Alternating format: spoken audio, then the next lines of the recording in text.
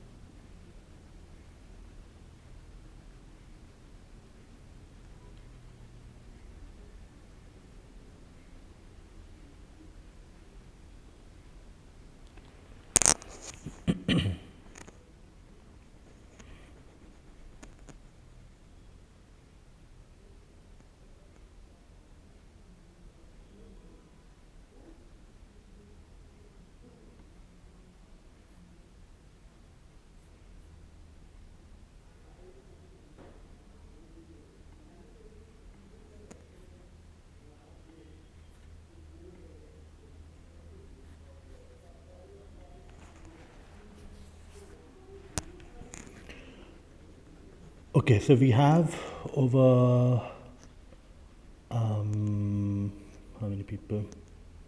6 plus 7, 7 people over here, and yeah, more are coming. So yeah, we have over 9 people, I think. I am going to start the session now. So I need people to respond because this is going to be more like a question and answer session. I mean, if you want to chat and not talk, even that is okay. I can, I can open the chat box and check. But I do want people to respond. Yeah, I hopefully, okay. Can people listen to me? Can people hear me? Hello? Yeah, okay.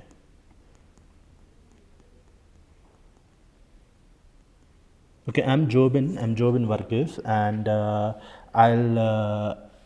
so yeah, I'm a course TA for this course, Wildlife Ecology, and this is the week 1 problem solving session. So there's another course TA for you, Chitti Arvind. She'll be attending to this meeting on Tuesday, I think. So on Fridays, it's going to be me. So what is the thing is, apart from the classes, you'll have these 2 1-hour sessions of us solving questions that we have prepared for you, other than the questions that you might have of your own to ask, and that would be solved after I have presented my presentation. So I hope everyone is okay with that. Yeah, so I'll just start with the question.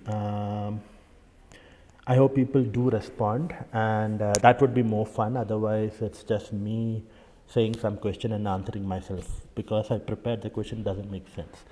So yeah, okay, a lot of people I should have. Yeah. So, yeah, the first question is a simple one. I hope everyone has read the, sorry, I hope everyone has watched the videos that have been put up. Yeah.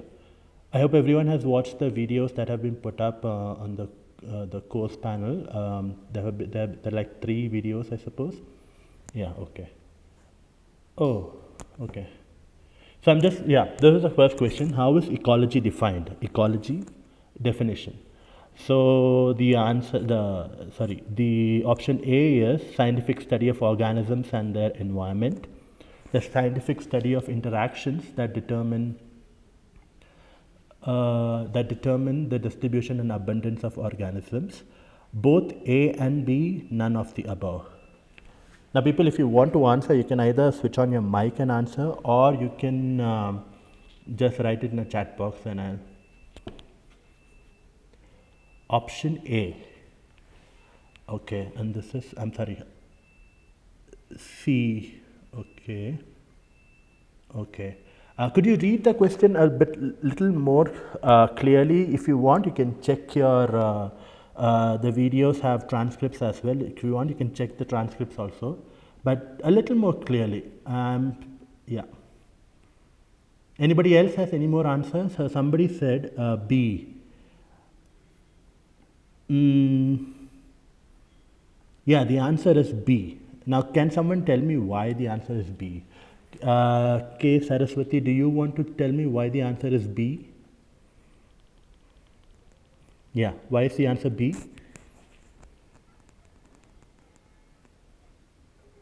Yeah. Yeah.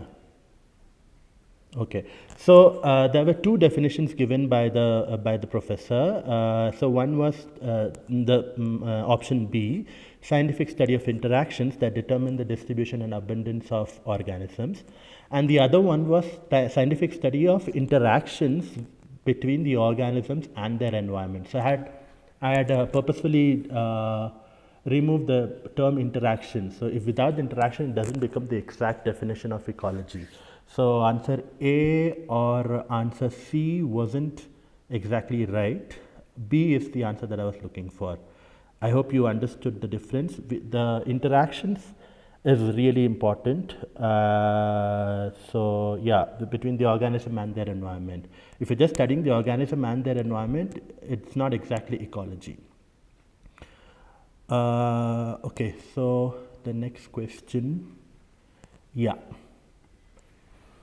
I'll give you like a minute to read through the question, and then I'll answer. Then I'll ask you to answer the question.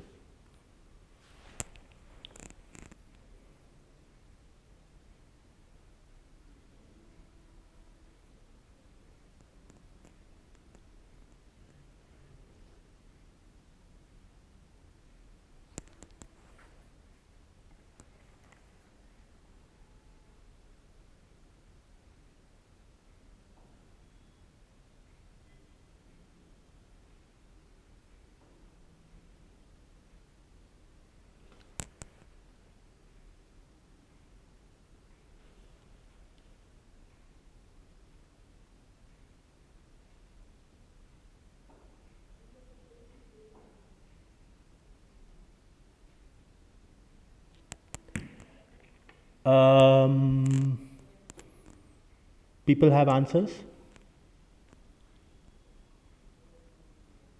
It's not very difficult. The question has just been framed a little, I don't know, weird. I am.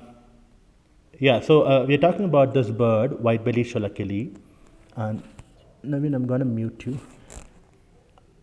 Yeah, so we're talking about this bird, white-bellied sholakili, and this is a bird that is found in Shola forests, that is in Western Ghats.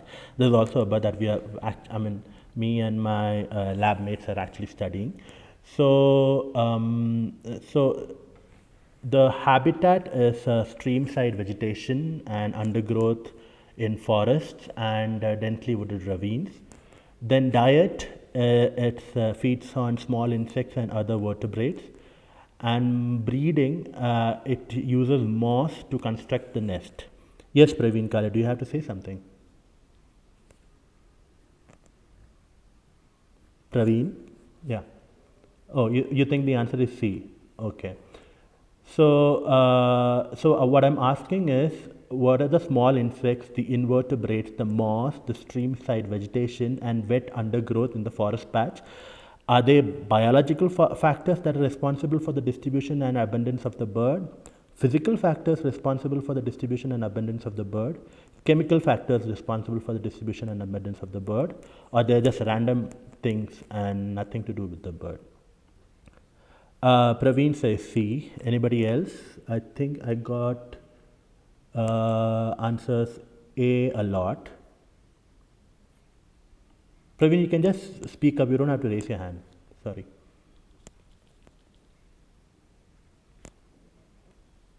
Yeah, I think I got like some 7 or 8 answers, all of them saying A. It was a very simple answer. I've only mentioned the things that are biotic factors, like biological factors, living things, and thus A is the answer. Biological factors responsible for the distribution and abundance of sholakili, white-bellied sholakili. So let's go to the next question. It's a very similar question, but this time it's talking about the habitat. So white-bellied sholakili is a bird that is endemic to what is called the Shola forest of Western Ghats. And now Shola forests have certain features. So they are found over 1600 meters elevation. So they are found at an altitude of more than 1600. The mean relative humidity is 76% in those forests. The average rainfall is about 1700 mm, and the difference between the mean temperature of the hottest months and the coldest month is just 4 degrees Celsius, unlike that in plain where the difference is very high. So here the elevation, humidity, rainfall and temperature are what?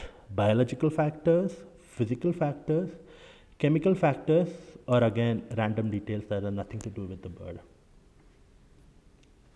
Yes, I am getting answers. Some say, most of them are saying B, some are saying A. I'm not sure if it was from the last question. I hope not. No. Yeah, I think everyone got the answer. Most of them got the answer right. B, elevation, humidity, rainfall, temperature. Anything else that someone can think of? What else can be physical factors? Anybody?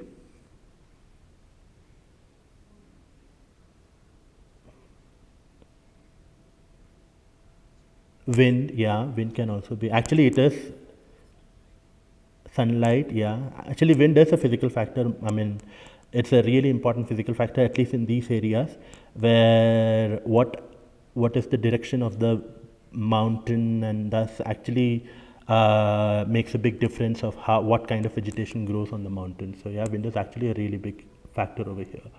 Anyways, yeah. So good that we got that cleared. So the fourth question is, so how can one study ecology? So there are several approaches to study ecology. Is it a theoretical approach, laboratory approach, field approach, or a combination of one or two of them?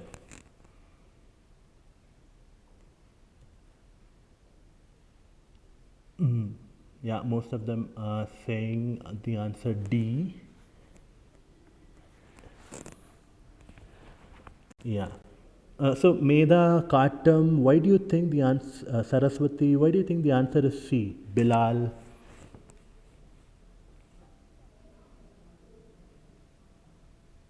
Combination, okay. Sorry, Saraswati, you answered C, I think, over here. Oh no, this is, oh sorry, this is some other Saraswati, Saraswati Ravindran. Sure, anyway, so the answer is D. Studying ecology can be any of these three. I mean, it doesn't have to be one, but it can be one, or it can be any of these three together as a combination, or all three of them. So some of my colleagues are doing all three of them together. So yeah. So that is next. Yeah. Okay, I'll let you people read for a minute, and then I'll ask you to give me the answer.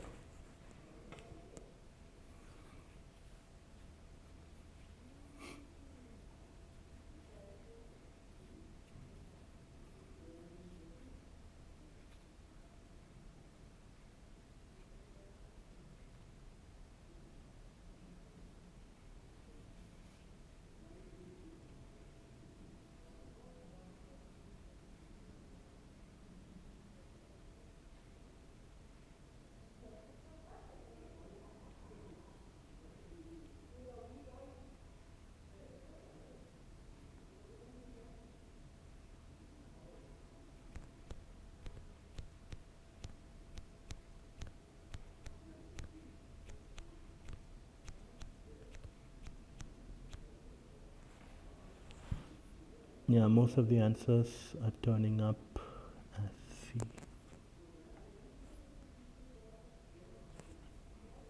Yeah, so the question is, Aparajita Datta is a famous Indian wildlife ecologist, and for one of her studies, the study is called Foraging Patterns of Sympatric Hornbills during the non-breeding season in Arunachal Pradesh, Northeast India.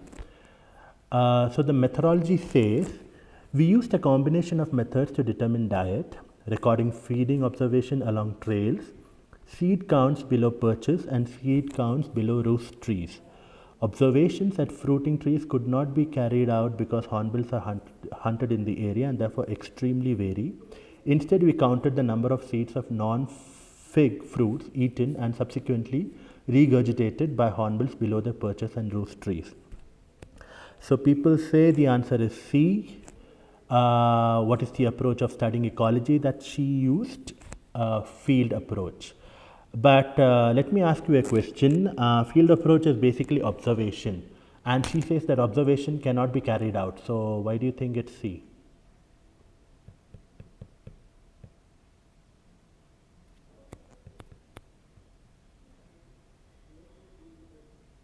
Answers, please. You don't have to raise your hand. You can just unmute yourself and talk.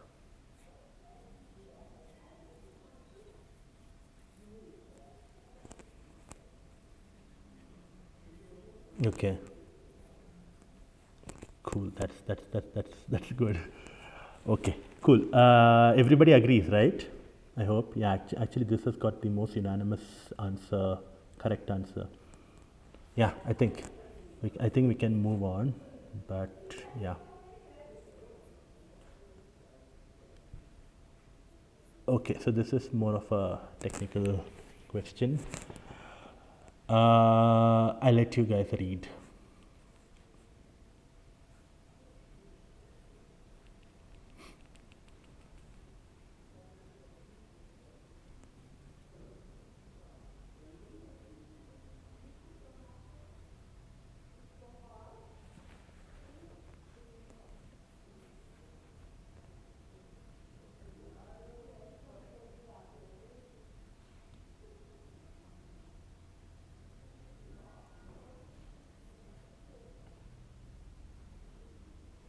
Okay, there was this question from Hemant Kumar.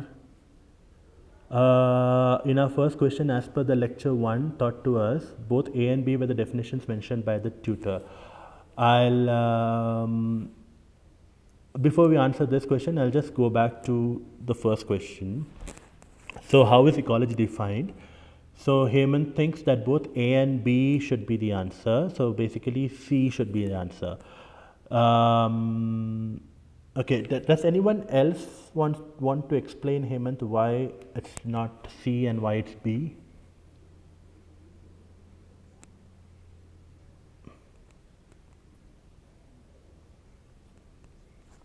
Yeah. Okay. Yeah, Saraswati, you want to say something?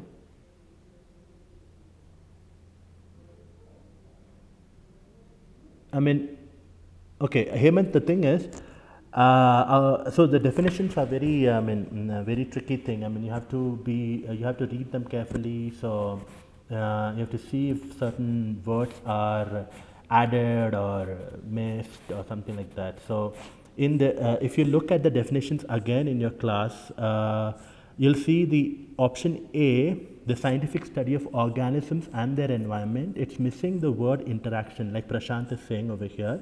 The key word interaction is missing in option A.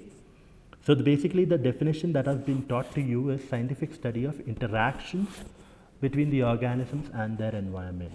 So without that word interactions, which is actually a very important term in ecology, is actually more to study the interactions of the organisms and their environment that determine the distribution and abundance of the organisms. So are you now clear why the answer is B and not C? Yeah, okay. Cool, I'll go to the next. Yeah. So I think people got most of the answer. Some are saying C, some are saying B. It's a very technical answer. If you know the answer, you know the answer. I mean, you cannot like just think about it and yeah.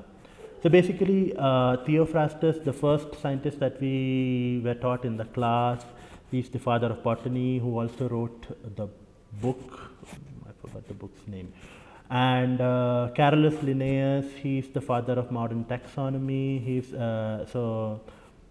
the reason why the scientific names are being given to the all the organisms in the world. Like human beings are called Homo sapiens, and dogs are called Canis familiaris. And Elton is the father of animal ecology, and George Hutchinson is father of modern ecology. So it was a straightforward thing. I mean, I had given the first option as the correct answer anyway. So, yeah, it is A. I suppose people got it. The answer is A. So, yeah. This is again a very straightforward question. If you know the answer, you know the answer. So, survival of the fittest was a phrase coined. Sorry, there's a typo over here. Was a phrase coined by Alfred Russel Wallace, Charles Darwin, Herbert Spencer, Ernst Haeckel.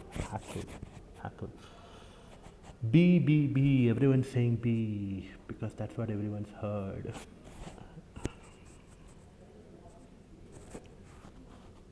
Everyone thinks it's B. People have not gone through the lecture, I suppose.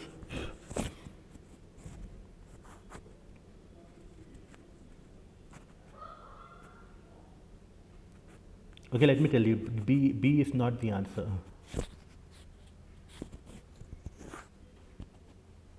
What else could it be? A, C, or D?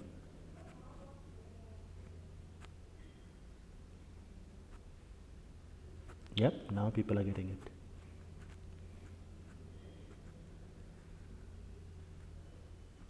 Yeah. So basically, Charles Darwin did come up with the whole theory of evolution, and after reading his book, Herbert Spencer came up with this phrase, survival of the fittest. So it didn't, survival of the fittest, that phrase wasn't termed by Charles Darwin, although it was based on his book. And yeah, so everyone knows that Darwin and Wallace are like contemporaries, and they together came up with this theory of evolution and stuff like that. So yeah, I think we can move ahead. So the answer is C, Herbert Spencer.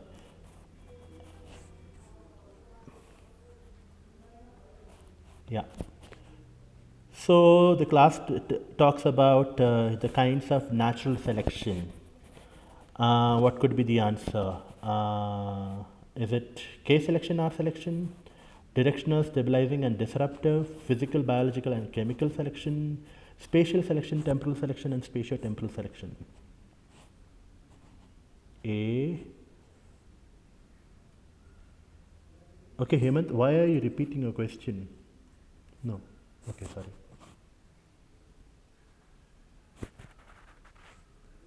B. Yeah, I think people got B. A.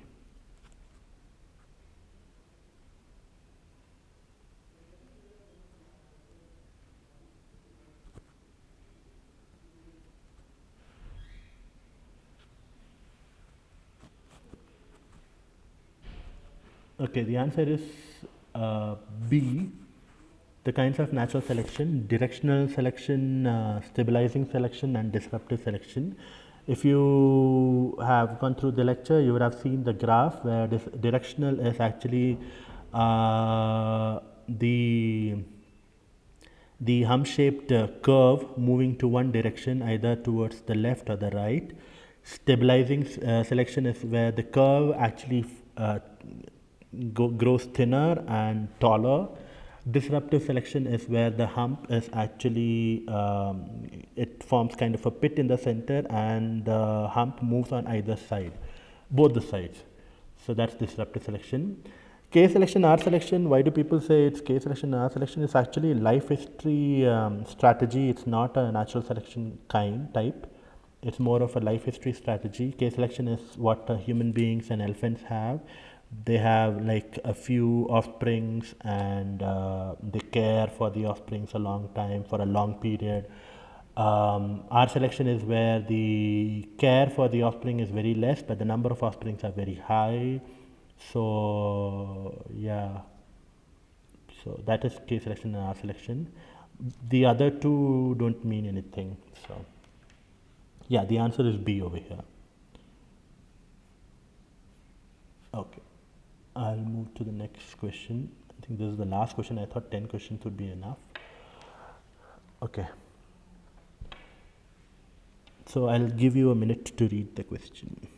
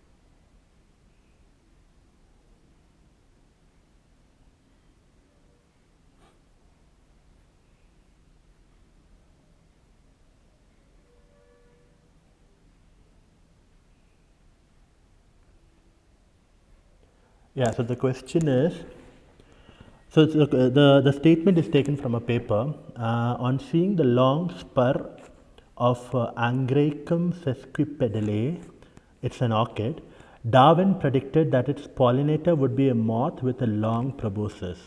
I suppose everyone knows what proboscis is. So basically, proboscis is just a sec. Yeah, so if you see over here, the proboscis is this. This is the moth that we're talking about. This is the orchid that we're talking about. This is the spur that we're talking about. Excuse me. So the orchid has a long spur, and this is at the end is where the nectar is.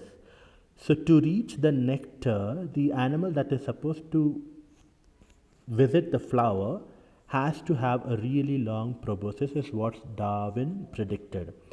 And yeah, the story goes that the prediction, so the Darwin couldn't, actually people did catch the moth once or twice, but they couldn't actually see the process of the moth actually feeding on the orchid for a really long time. It was only a century later that people with a lot of techniques, infrared cameras and stuff like that. I mean, this is like very recently. This paper. If you want, you can read up on this. This paper. So they found that this moth actually comes to the flower, removes the pollens, and proved that the Darwin's prediction was accurate. In fact, when Darwin predicted it, it was the moth was supposedly called predicta, which actually means something that was predicted or something. So, as you have seen, I mean, this was explained to you by the professor in a different way. He was talking about flowers and birds, and over here I've just changed the taxon a bit. It is flower and moths. So the answer is coevolution and not commensalism or cooperation or conviviality. Conviviality is not even a biological term, it's just a term that people use. So, yep, that is the end of my number of questions. If people have questions, then I'm happy to take them. The question should be based on the 3 lectures that professor had taken. But yeah, do people have questions?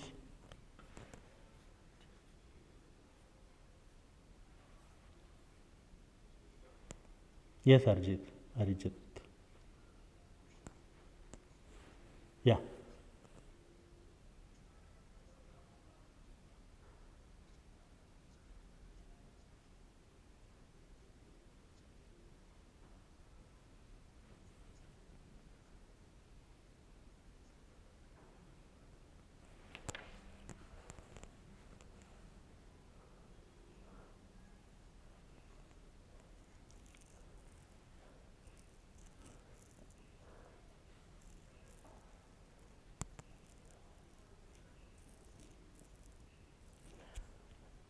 Okay, I mean, it is a bit of commensalism, but the more appropriate answer that I was looking for was coevolution. So obviously, I mean, this is one organism, the two organisms evolving together so that they can have like specificity towards each other. So the flowers, obviously, I mean, if you think of it, I mean, the most simplistic example that I can think of is the flower never had this flower might not have had this long spur, and the moth might not have had this long proboscis. So, but for the flower to make sure that the moth only visits this particular species, so that it can carry the pollens from one flower of the species to the other flower of the species, it had to make sure that the changes that it makes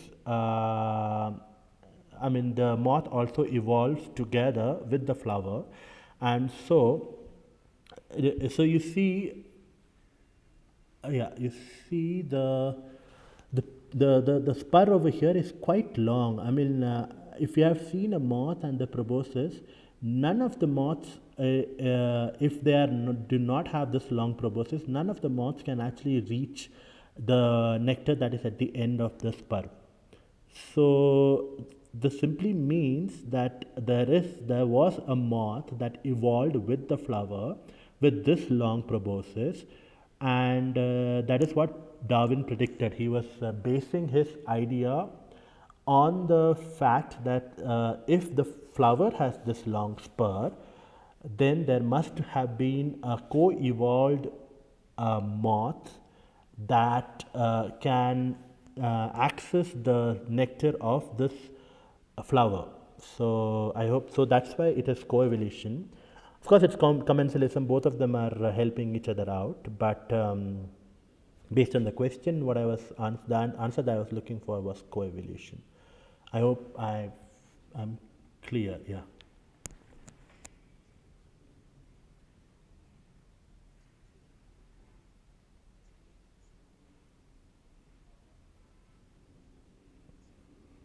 Yeah. Yeah. Yeah, yeah. If you want more, I mean, I don't know, I mean, but if you want to read up more, there's this thing called Red Queen's hypothesis. You can read that a little bit. It talks about this a little more. Yeah. Anybody else? Any more questions? Okay, let me just.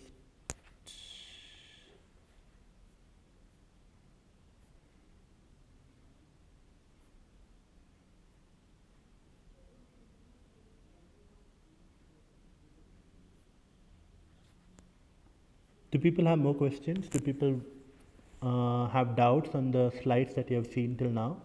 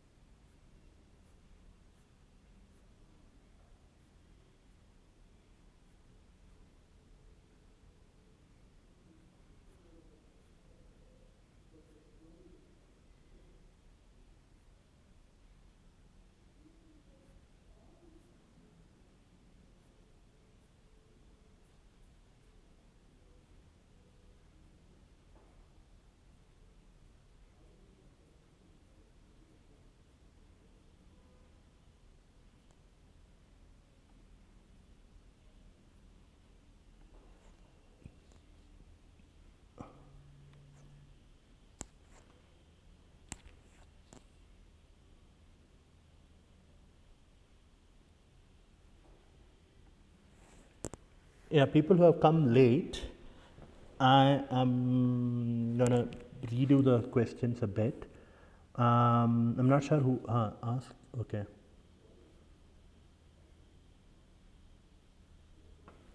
Okay, there are some questions. Uh, Sunbirds and all can swap. I'm not sure what do you mean. Amazing facts Can you speak up and ask the question again so that I know what you mean?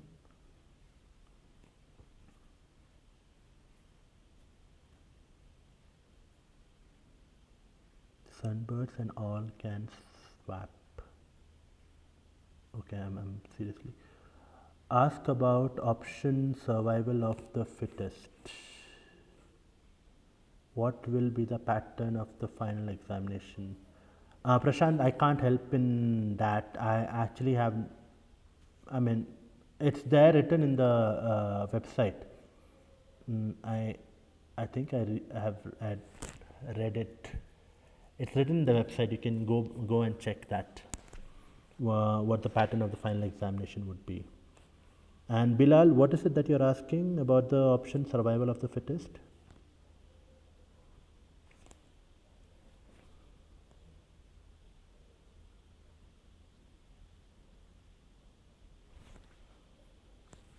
Okay, well, for people who have come late, I'm going to repeat. Yeah. So the first question is, how is ecology defined? The option is scientific study of organisms and their environment, the scientific study of interactions that determine the distribution and abundance of organisms. Option C is both A and B, and option D is none of the above. People who have come like after 8:15, do they want to reply to this?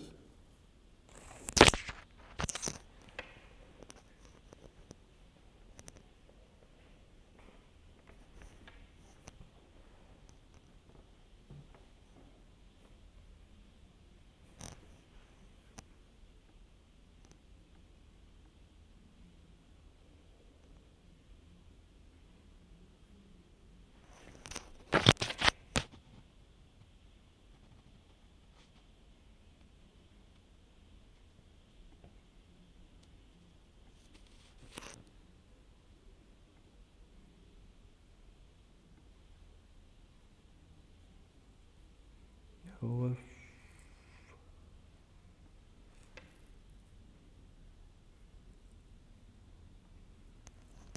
Okay. Is anybody, I mean, none of you having any questions regarding this? Wait, I'll switch on the lights.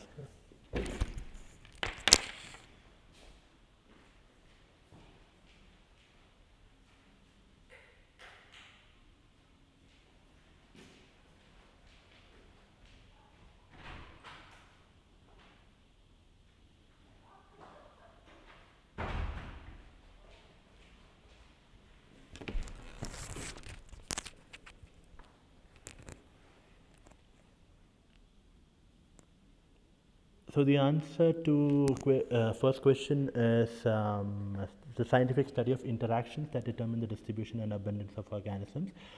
I had purposely left out the word interaction in option A, and that means the definition was not complete, and that's why it's not option A nor it is option A and B. So it is option B. The next is the white-bellied Sholakili bird is endemic to the Shola forest of Western Ghats. Following are the details. The habitat of the bird is stream-side vegetation, wet areas of undergrowth within forest patches, and densely wooded ravines. Diet is they forage on small insects and other invertebrates. Breeding, they use moss in construction. Now, if we ask a question, what are the small insects, invertebrates, moss, vegetation, wet undergrowths? What are they called? Are they called biological factors that are responsible for the distribution and abundance of the bird? Are they called physical factors responsible for the distribution and abundance of the bird? Or are they called chemical factors responsible for the distribution and abundance of the bird? Or an option D is it's a random detail that has nothing to do with the bird. People who have come late, do you want to answer this question or should I just go ahead with the answer?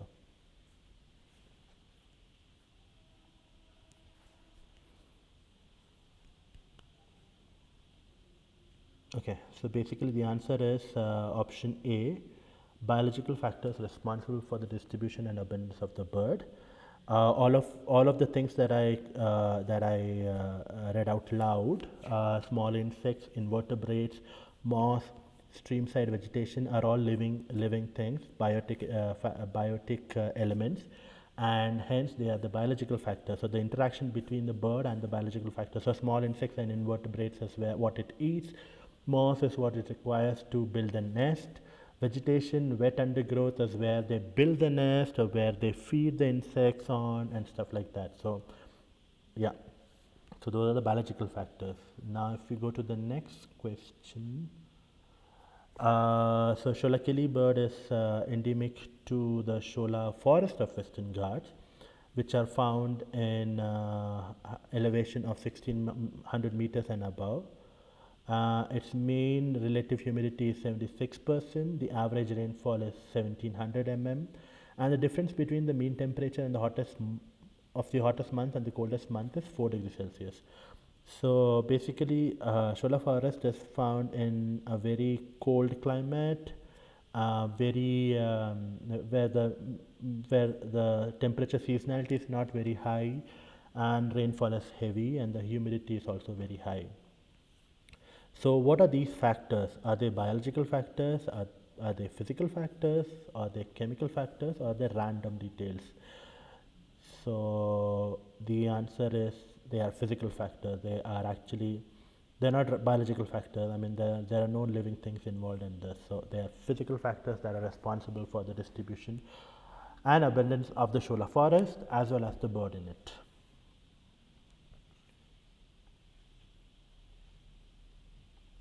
So this one is a simple one. How can one study ecology? So the options were theoretical approach, laboratory approach, and field approach, or a combination of one or two of them, or all of them.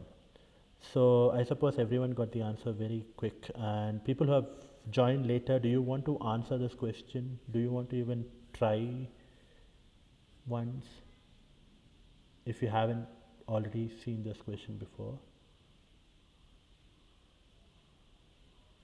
Yeah, that's great. So somebody answered. Thank you, Shankari.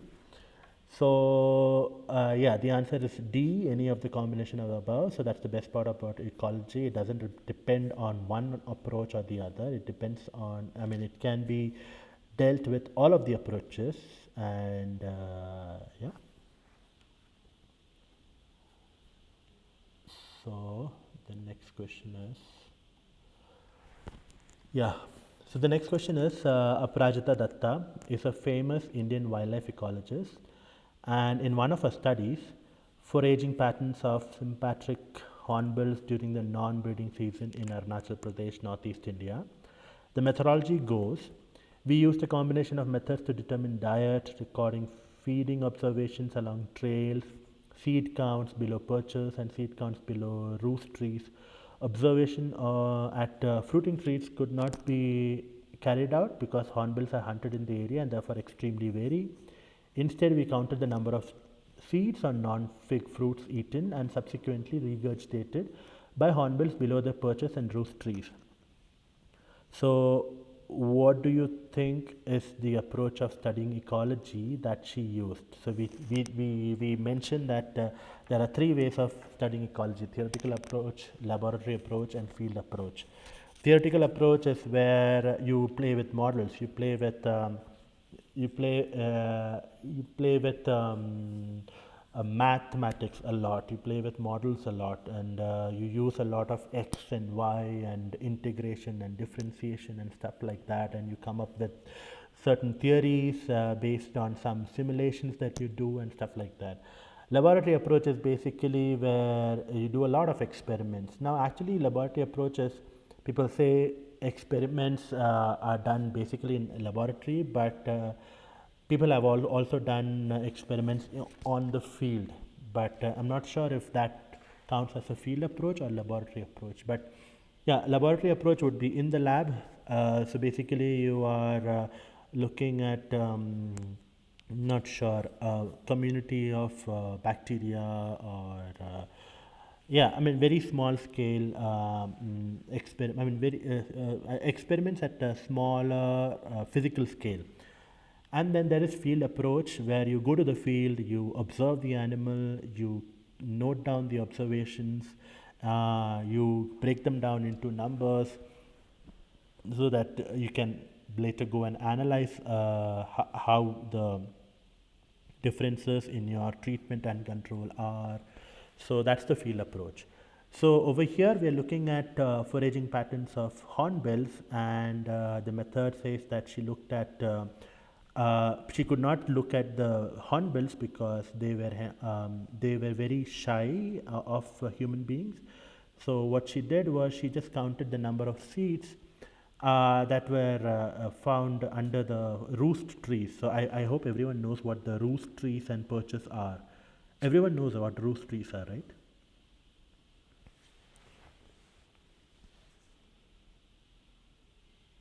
People who have already listened to this question can also answer this question. I mean, answer. People know what roost trees are, right?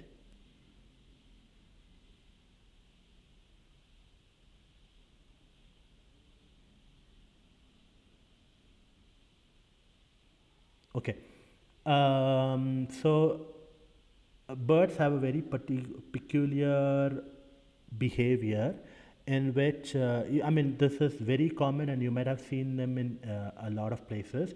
All the birds in the evening come together, like all the birds of a species, mostly of the same species, like the crows that you see in the cities, or the sparrows. They all come together, they make a loud noises, they come on, sit on the top of a tree, or on top of a bush or a shrub. They make loud noises for an hour or so, and then they go and sleep over there. So that is basically called roosting. Roosting is spending the night on a tree or something, on a perch or something. So yeah, I hope everyone might have seen it. You've seen crows and sparrows roosting, right? A yes or no would suffice from people. So, anyways, so yeah, so that is what hornbills also do. They okay. I'm not exactly sure of how the behavior is. Do they roost as a pair, or do they roost as a community? I'm not sure, but yeah. So apparently they roost, and they also have perches. Perches is basically where they just sit and probably feed on something, or probably sit and wait till it becomes evening or something like that. So yeah, so whatever fruits they eat, they are collected from under the perches and the roost trees, and that is what that was the methodology which Aprajita Datta carried out. And yeah, so this is the answer is C, the field approach. She is clearly in her yeah, she can see she's clearly in her field apparel. This is the lead sock, and these are like binoculars to look at the bird. So she is basically more of a field biologist. And yeah, I mean, apart from Aprajita, there are like hundreds of field biologists in our country today. And yeah, it's a good time to be a field biologist in our country today. So I'll go to the next question. The question is the options. Okay, so the options A, B, C, and D are Theophrastus, George Evelyn Hutchinson, Carolus Linnaeus, Charles Sutherland Elton, and options 1, 2, 3, 4 are father of botany, father of modern ecology, father of modern taxonomy, and father of animal ecology. So, which do you think are the correct pairs? People who have come late, do you want to try this question?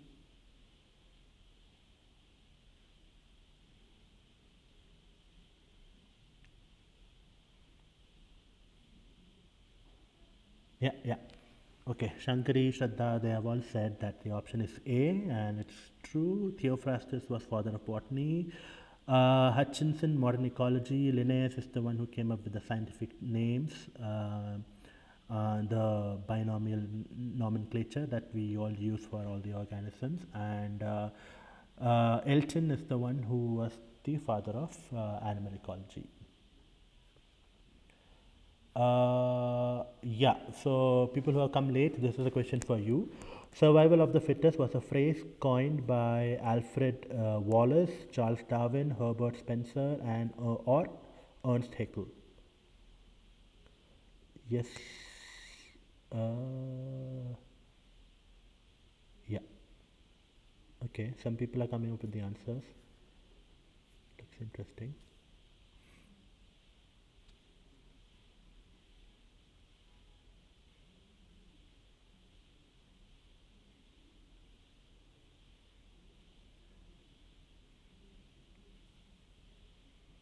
Yeah. So the answer is C, Herbert Spencer. I mean, as opposed to, people, you generally think the survival of the fittest is a term that also that came up with the theory of evolution, and probably it's Charles Darwin who came up with the phrase. But if you had looked at the lectures, you would have known by now that it wasn't Charles Darwin who came up with the phrase. It was Herbert Spencer who actually read Charles Darwin's book, and he came up with the phrase. It's basically a comment on his book. Anyways, what are the kinds of natural selection?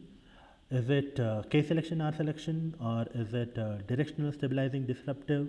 Is it physical, biological, chemical, or is it spatial, temporal, or spatial temporal selection? People, yes, yes, people are coming up with answers.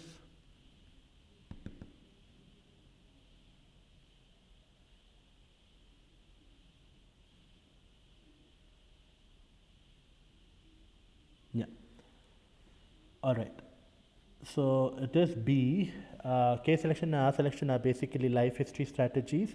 So how does an animal actually, how does an animal reproduce and bring up their offsprings? So like K selection, so the term K comes from the carrying capacity K that is used in the formula. I forgot what the formula called, but it's the K is the carrying capacity. So basically, uh, in K selection life strategy, what happens is the animals only have animals only have a few offsprings throughout their lifespan, um, and they they they put in a lot of effort and time to bring up that offspring, and yeah, so there's a whole community that brings it up. So it's basic. So the best examples is human beings. The other examples are elephants and yeah.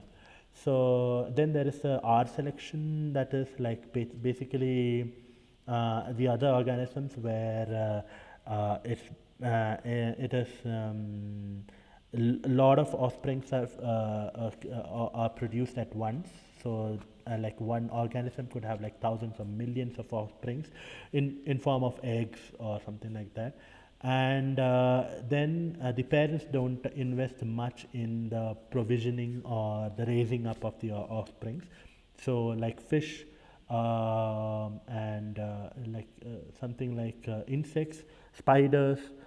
So actually spiders have been seen to have some kind of provisioning, yeah, but that's not the case. So yeah, obviously all of these things have their biology is full of what is it called? It's full of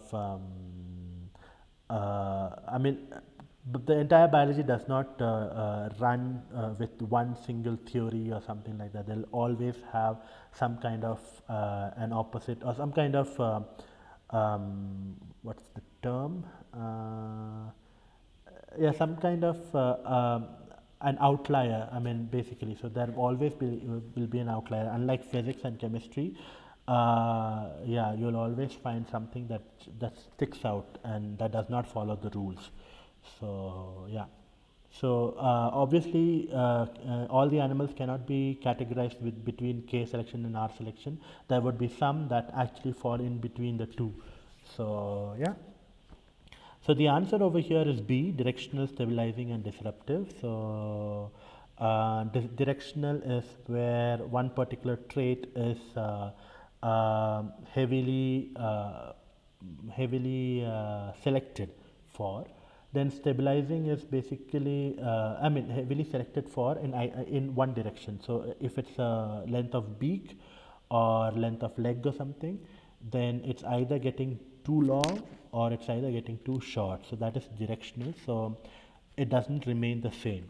Stabilizing is where that same that particular trait is the one that is selected for. So basically, all the ends of the curved hump that we saw in the lecture. So they come together, and more species try and have that particular trait. Then there's a disruptive. That particular trait is actually selected against, and the other or the other end of the trait, the longer and the shorter, is actually selected for. So this becomes like a double bimodal curve, like a double humped curve, and that is disruptive. So yeah, I hope everyone got that. Then the last question, and then we'll finish with today's session. So on seeing the long spur of Angraecum sesquipedale, which is an orchid which is found in Madagascar, Darwin predicted that the pollinator of that particular orchid would be a moth with a very long proboscis. For more than a century, Darwin's prediction, Darwin couldn't, I don't think Darwin could see the moth, but even for a century after, people did find the moth, but people never saw the moth actually feeding on the orchid. Till very recently, with a lot of technology and stuff like infrared cameras and stuff, people could see the moth feeding on the orchid. So if you want to more details about this, then you can look at this paper, NPTEL 2012, and you can Google it with Darwin or moth, you will find it. So basically, so Darwin could make this prediction for certain reason. I mean, the question is, what was the reason or what was the relationship because of which Darwin could make the prediction? And the answer by people who came late, do you want to give me answer?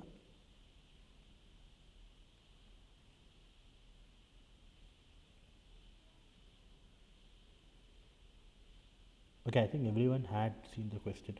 So the answer is coevolution.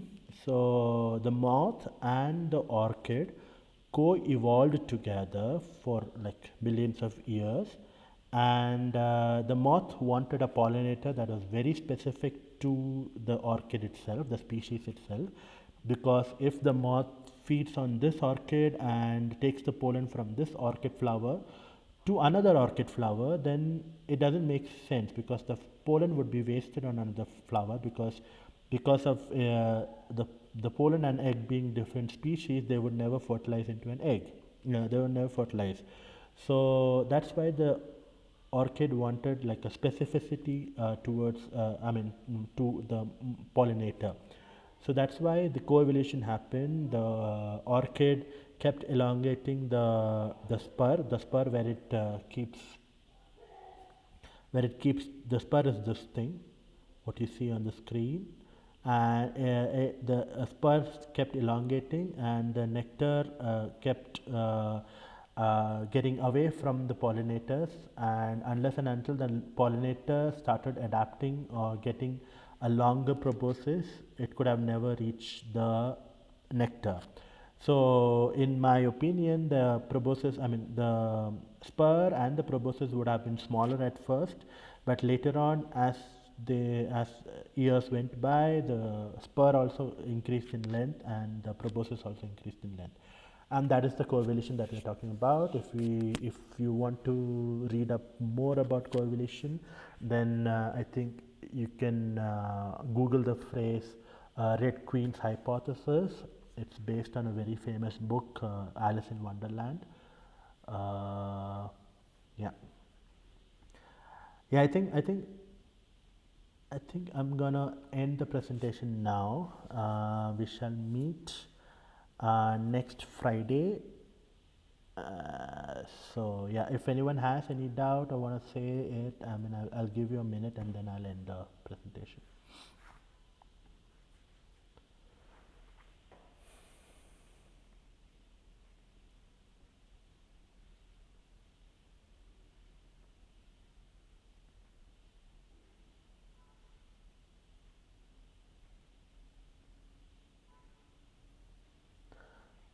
Okay, I think nobody wants to say anything. So cool. Let's just end the presentation now. Thank you everyone who came, and I hope you come the next week as well. Thank you. Goodbye. Bye everyone.